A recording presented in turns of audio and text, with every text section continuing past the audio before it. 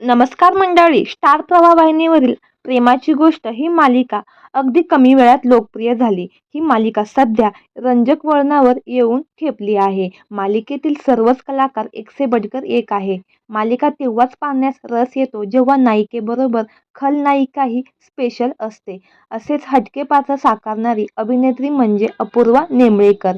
हिने सावनी हे नकारात्मक पात्र अगदी चोख वठवले आहे. मालिकेत सगळ्यांना त्रास देणारी, रडवणारी, मात्र खऱ्या आयुष्यात आता ती स्वतःच खूप रडत आहे.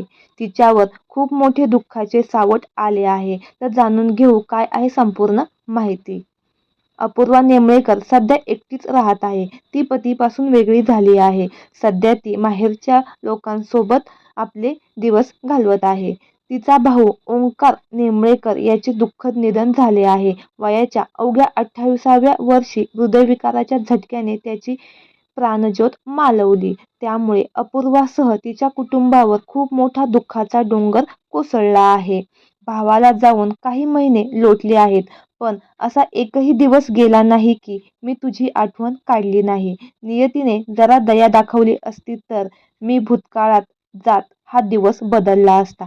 माझ्या आयुष्यातील सगळ्यात वाईट दिवस म्हणजे 14 एप्रिल. माझ्यापेक्षा वयानं लहान होता, पण तू माझा मार्गदर्शक, बेस्ट फ्रेंड, माझा टीकाकार आणि माझा आधार होता. मी सगळ्या संकटाचा सामना एकटी करू शकते, पण तू आमच्यात आज नाही हे मी अजूनही सहन करू शकत नाही. अशी भावूक पोस्ट अपूर्वाने शेअर केली आहे. मागच्या 2-4 वर्षात अपूर्वावर खूप मोठे संकटे आले आहेत. ते करिअरचे असो किंवा कुटुंबातील व्यक्तींचे कायमचे जाणे असो. मागीलच काही 2 वर्षापूर्वी तिच्या वडिलांचे निधन झाले आणि त्यापाठोपाठ आता भावाचे देखील निधन झाले आहे. तर मंडळी, तुम्हाला अपूर्वाचा शेवंता की सावनी यातील कुठले पात्र जास्त आवडते हे आम्हाला कमेंट बॉक्समध्ये नक्की कळवा. धन्यवाद.